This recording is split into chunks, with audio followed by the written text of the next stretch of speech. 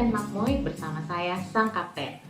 Oke, kali ini Kapten akan memulai materi pertama yaitu tentang konsep dasar dari teknik riset operasional ya.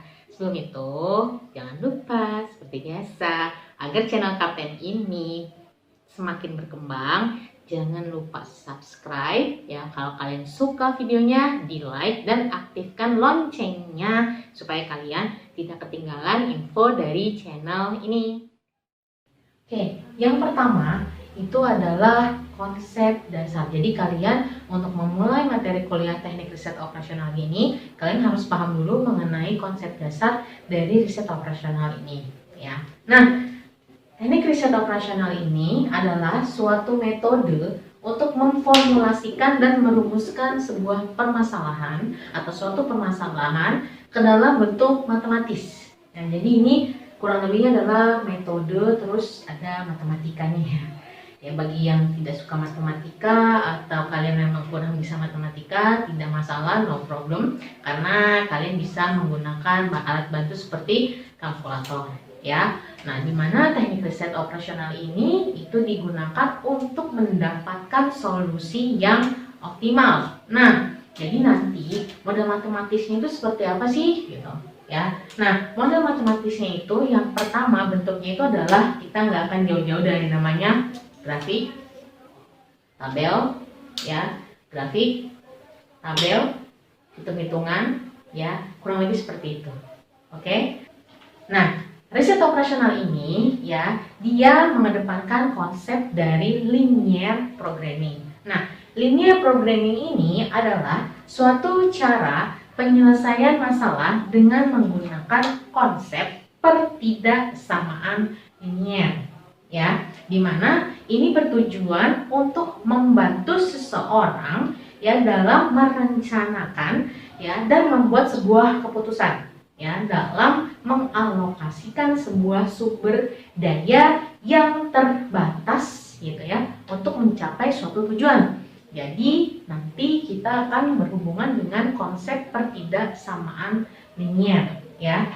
Kemudian konsep linear programming ini juga bisa dibilang adalah suatu metode untuk membuat keputusan di antara berbagai alternatif yang ada ya, dimana nantinya itu keputusan-keputusan tersebut akan dinyatakan sebagai fungsi tujuan ya, dan nanti akan kita rubah dalam bentuk variabel-variabel ya. Nah, kemudian fungsi tujuan ini pasti memiliki sumber daya tadi saya bilang ya. Nah, sumber daya ini dia adalah yang menjadi sebuah kendala ya dalam pembahasannya ya.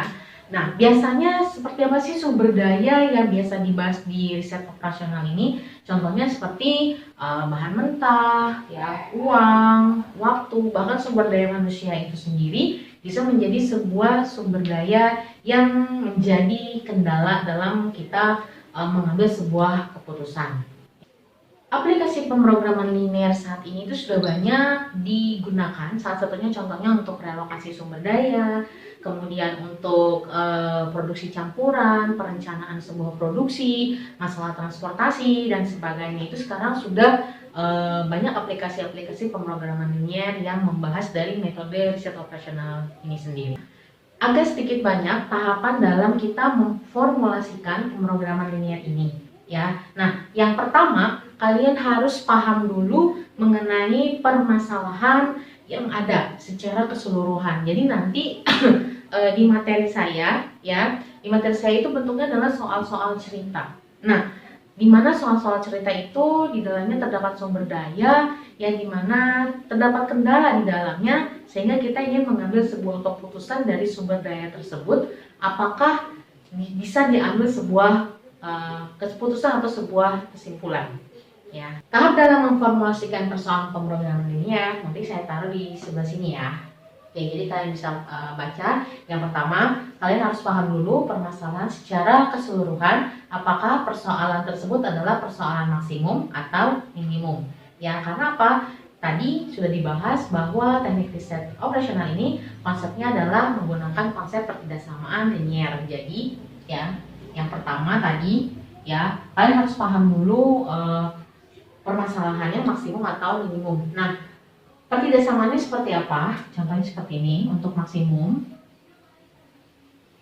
Tanda pertidaksamaannya itu adalah lebih kecil sama dengan, kemudian minimum itu adalah lebih besar sama dengan.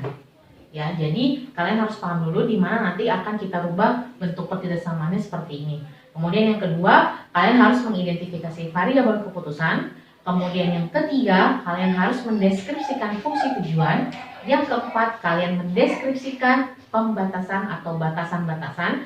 Kemudian yang kelima, mengidentifikasi batas bawah atau batas akhir dari variabel keputusan. Dan yang terakhir, kalian mendeskripsikan ke dalam bentuk formulasi matematika. Sekarang kita langsung aja ke contoh memformulasikan persoalan dengan pemrograman linier. Soalnya nanti akan saya taruh di sini juga. Soal yang pertama, suatu perusahaan makanan akan memproduksi dua jenis makanan, yaitu brownies kukus dan es krim coklat. Satu satuan brownies kukus diperlukan bahan 4 ons coklat dan 3 ons gula. Sedangkan satu satuan es krim coklat diperlukan bahan 2 ons coklat dan 3 ons gula. Perusahaan tersebut mempunyai dua buah bahan mentah, yaitu coklat murni dan gula, yaitu masing-masing 60 ons dan 48 ons. Harga satuan brownies kukus yaitu 40.000 dan es krim coklat 20.000. Berapa banyak brownies kukus dan es krim coklat yang harus diproduksi agar diperoleh hasil penjualan yang maksimum dengan memanfaatkan semua bahan mentah tersebut. Nah, jadi nanti dalam materi teknik riset operasional ini bentuknya akan ada soal cerita seperti ini yang isinya adalah permasalahan-permasalahan yang akan kita cari solusinya sehingga kita bisa membuat sebuah keputusan. Nah, dari tahapan yang tadi, dari soal nomor 1 ini, cara menyelesaikannya adalah dengan menggunakan tahap tadi. Ya, yang pertama, ya, kalian harus merumuskan masalah dulu. Dari seluruh masalah tadi di soal pertama, ini masalahnya termasuk yang maksimum atau minimum? Oke, yang maksimum. Kenapa? Karena ada kata ingin mendapatkan hasil yang maksimum. Ya, atau misalkan nanti ada soal atau sebuah masalah dengan kata sebanyak-banyaknya, berarti itu maksimum juga. Atau kalau misalnya sekurang-kurangnya, ya berarti itu minimum. Nah, karena soal nomor 1 ini ingin mendapatkan keuntungan, ya maksimum, nah berarti persoalan nomor 1 masalahnya itu adalah persoalannya maksimum. Ya. Kemudian yang kedua kalian mengidentifikasi variabel keputusan. Nah, dari soal nomor 1 tadi, perusahaan tersebut mau membuat apa? Yang pertama, dia mau membuat brownies dan es krim. Nah, ini harus kita rubah ke dalam bentuk variabel. Ya, kalau saya biasanya akan lebih senang menggunakan variabel A, B, C dan seterusnya sampai Z. Jadi berurut, bukan X, Y. Tapi kalau kalian mau pakai X, Y, ya silahkan, nggak masalah. Atau mau pakai variabel yang lain. Ya. Nah, brownies ini diidentifikasi variabelnya sebagai A, kemudian es krim ini adalah B. Kemudian yang ketiga, next. Ya, yang ketiga yaitu adalah kalian mengidentifikasi fungsi tujuan. Ya, fungsi tujuannya tadi kan dia ingin mendapatkan keuntungan, berarti ada nilai jualnya dari si brownies dan es krim. Ya, nah untuk fungsi tujuan, ya biasanya saya itu mengidentifikasi dengan variabel Z. Ya, Z. Ya, tadi harga brownies itu berapa harganya? Yaitu adalah 40.000. Karena diidentifikasikan dengan variabel fungsi tujuan juga, jadi maka kita tetap menambahkan variabel. Nah, 40.000 ini kan harga si brownies, sedangkan brownies itu adalah A. Berarti 40.000 A plus harga es krim yaitu adalah 20.000. Dan es krim variabelnya adalah B. Jadi untuk mengidentifikasi fungsi tujuan, ya Z sama dengan 40.000 A plus 20.000 B. Ya, kemudian yang keempat, ya, kalian identifikasi sebuah kendala, di mana kendala ini adalah sebagai kombinasi linier dari variabel keputusan. Jadi ini tadi, ini adalah variabel keputusan. Ini adalah variabel keputusan. Ya. Nah, sekarang untuk kendala,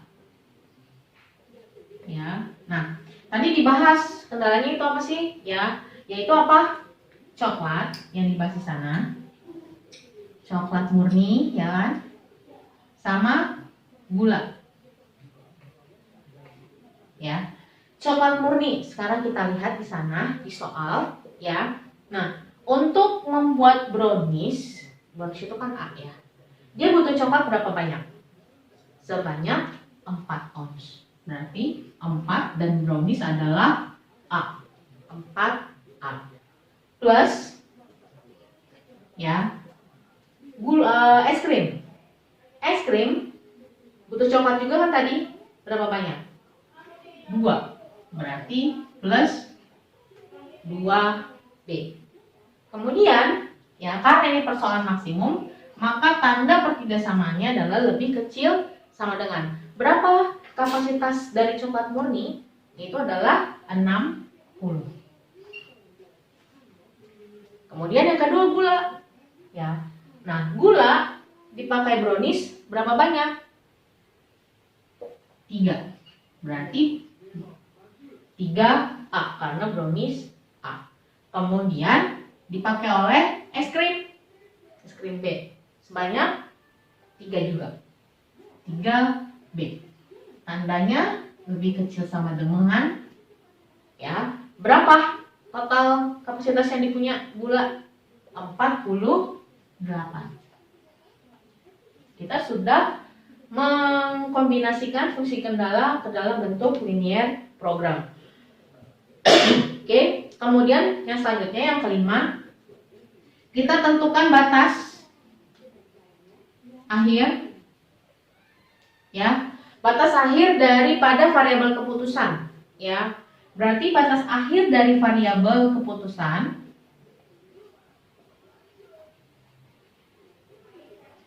A, nilai A nanti atau nilai si brownies itu nilainya harus lebih besar atau sama dengan 0. Kemudian es krim B nilainya juga sama, harus lebih dari 0, ya, atau sama dengan 0, ya. Kalau misalkan minus, berarti tidak bisa dikerjakan. Jadi batas akhirnya atau batas akhir dari variabel kita membuat keputusan, ya, itu adalah nilainya paling kecil 0. Dan yang terakhir, yang keenam, ya, baru kita memformulasikan persoalan linear program berikut, ya. Contohnya langsung kepada untuk maksimum nilainya adalah Z sama dengan 40.000 A plus 20.000 B. Kemudian, ya, kendalanya adalah 4A plus 2B lebih kecil sama dengan 60 dan 3A plus 3B lebih kecil sama dengan 48, di mana, ya, A, ya, lebih besar sama dengan 0 dan B lebih besar sama dengan 0. Ini kalian sudah memformulasikan, ya, persoalan pemrograman linear dalam bentuk tahapan riset operasional. Ya, walaupun nanti di tahapan riset operasional ini tidak hanya tahapan seperti ini, ya, nanti akan ada metode transportasi, ya, kemudian nanti ada metode lainnya di dalam teknik riset operasional ini.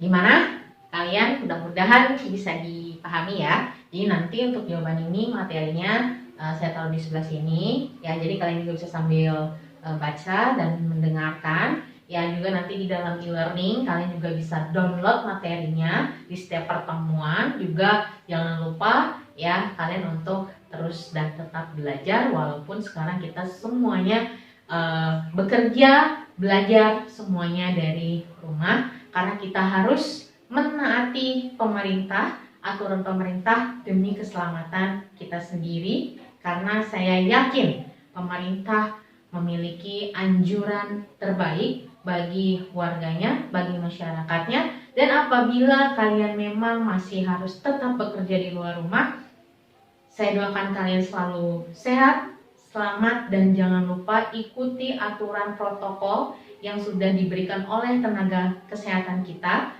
Bagaimana cara-caranya ya supaya kalian aman dan terlindungi ya. Oke, itu saja. Semoga materi konsep dasar ini dapat bermanfaat untuk kalian semua ya. Sampai jumpa di next video Kapten Makmui ya, tetap di channel ini. Terima kasih, hatur nuhun, kamsahamnida. Assalamualaikum.